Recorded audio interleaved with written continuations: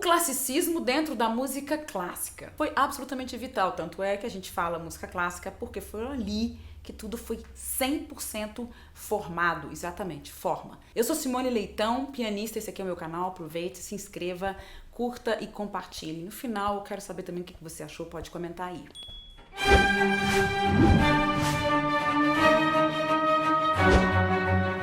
O classicismo na música de concerto começa em 1750 e acaba mais ou menos em 1825.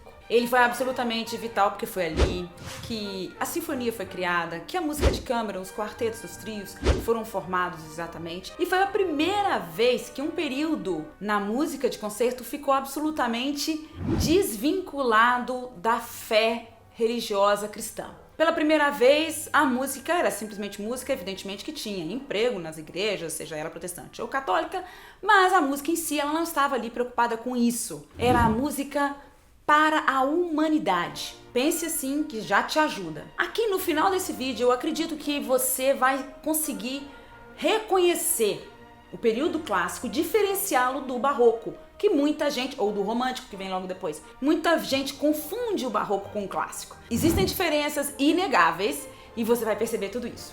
Vamos lá. Da mesma forma como o barroco veio do período absolutista, a música clássica do período clássico veio do período do iluminismo. O iluminismo foi muito importante, não vou dar aula aqui sobre ele, mas basicamente ele vem do retorno à Grécia, que já vinha desde a Renascença, pensamento grego, ou seja, as formas, lembra da Grécia? As estruturas arquitetônicas, a busca sempre pelo equilíbrio. Pois é, esse foi o retorno muito forte no classicismo que olhou para a Renascença, que veio antes do barroco, é mais ou menos assim. E a ciência, ela estava com tudo, sabe? Grandes avanços da ciência, experimentos. E a coisa da razão ficou muito forte. Então, assim, vamos lá, gente, vamos racionar, vamos lá, gente. A razão ficou no centro de tudo. E, evidentemente, toda a reforma protestante que aconteceu na Renascença, depois de 200, 300 anos, realmente tirou todo aquele poderio da Igreja Católica e, no final das contas, também até mesmo da fé, como algo que vai dominar a vida das pessoas, da polis, né, da vida social. Pronto, depois desse pequeno... Tem um cachorro aqui.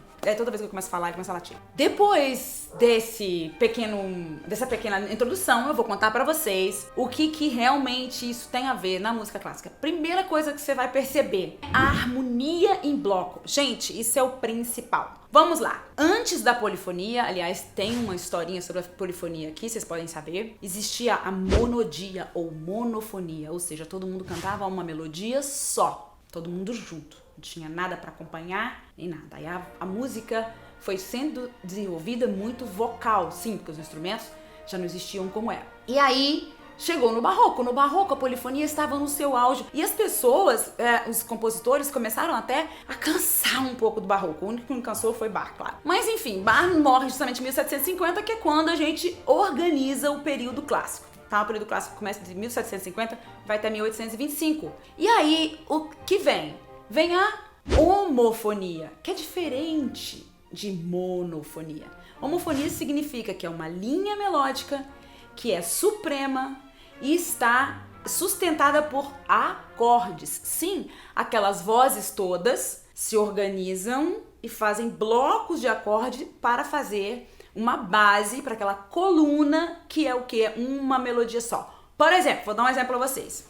No barroco, isso aqui é Bach, tá? Aqui é um fugato, uma passagem de fuga. Então, por exemplo, esse é o sujeito. Aqui, quando ele continua, já começa o mesmo sujeito em outra voz. Aí junto.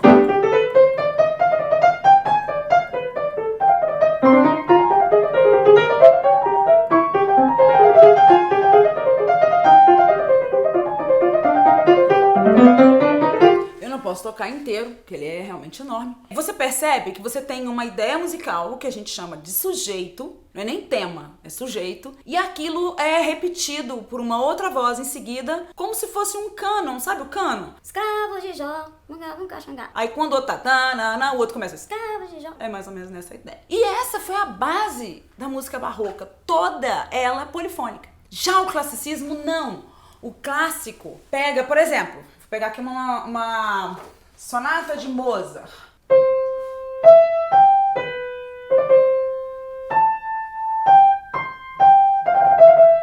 Pois é, aqui ele vai fazer só acordes.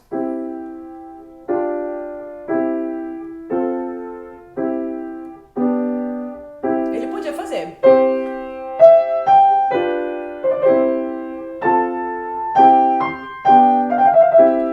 Pois é, mas aí veio um cara que o sobrenome se chamava Alberti.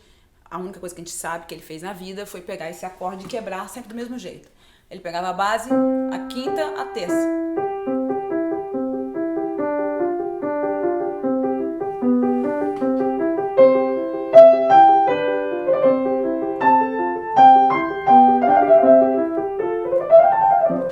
Não vou tocar ela inteira, isso é Mozart. Vocês perceberam a diferença brutal? Não dá pra falar do classicismo sem falar do barroco. Uma é densa, como se fosse, ela é absolutamente horizontal. A outra é forma vertical, ou seja, você tem o acorde, as vozes todas trancadas num acorde, e uma melodia principal é simples. É principalmente simples. O barroco era um pouco complicado. Tudo estava acontecendo ao mesmo tempo e você quase que não tinha silêncio. Aqui você tem espaços.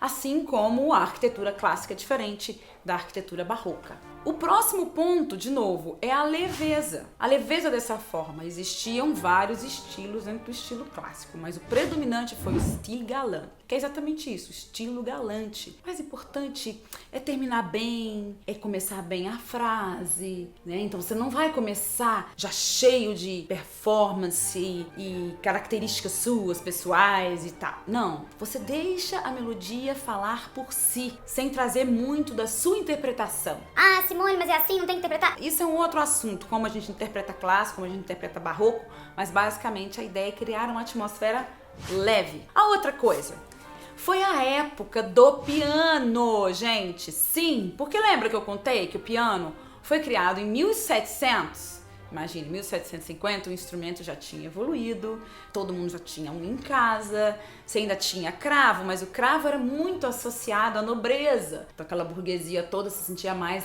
ligada ao piano. Enfim, ele foi crescendo e ele passou a ser o grande instrumento. Porque dava pra fazer tudo com piano em casa, e dava pra fazer tudo com piano no teatro, e dava pra fazer tudo com piano o tempo todo. Então floresceu. As sonatas para piano foram o principal estilo solo no classicismo. E depois também no romantismo, por aí vai. A outra coisa, a orquestra finalmente foi formada, assim, organizada. Lembra que o classicismo é o período das formas? Pois é, também isso vale para os conjuntos.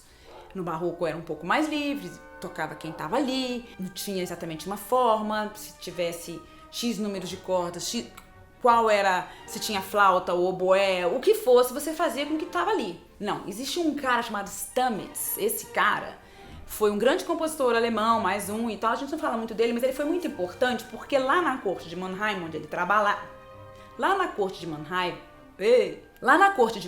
onde ele trabalhava, ele organizou, ele tinha muitos músicos e ele falou assim, não, olha, Todas as pessoas, os músicos de corda, vão tocar com a mesma arcada. E ele foi criando formas para unificar o som e o jeito de tocar de uma orquestra, ok? E organizando aqui. Aqui fica o violino, aqui fica a viola, violoncelo, vai contrabaixo ali atrás. E o mais importante, ele falou que toda orquestra tinha que ter 4 trompas, 2 flautas, 2 oboés, 2 clarinetas, 2 fagotes e o tímpano. Pois é, isso até hoje é a nossa orquestra clássica. Por último, a forma. Sim, a forma sonata allegro, eu não vou falar hoje aqui nesse vídeo. Em algum momento eu vou explicar para você direitinho o que é a forma sonata allegro. Ela foi a rainha do período clássico, porque existe sonata, que vem do verbo suonare, ou seja, tocar. Você pode tocar o que você quiser, né? Significa o toccata também, mais ou menos a mesma coisa.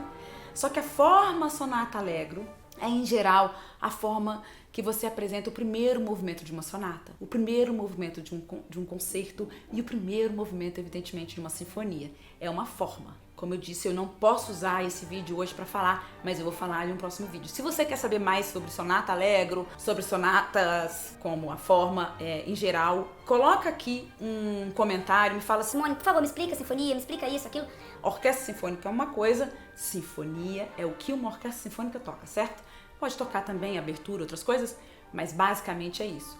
E assim ficou o piano também. O piano sempre tocava alguma sonata, tá certo? Então todos os compositores clássicos escreveram sonatas. Prelúdio e fuga, lembra aquela coisa toda que Bach escreveu? Pois é, eles não escreveram fugas, mas a fuga vai aparecer depois. Um beijo, e se você quiser saber mais sobre algum outro período da música, por favor, comente aqui que eu vou falar sobre ele.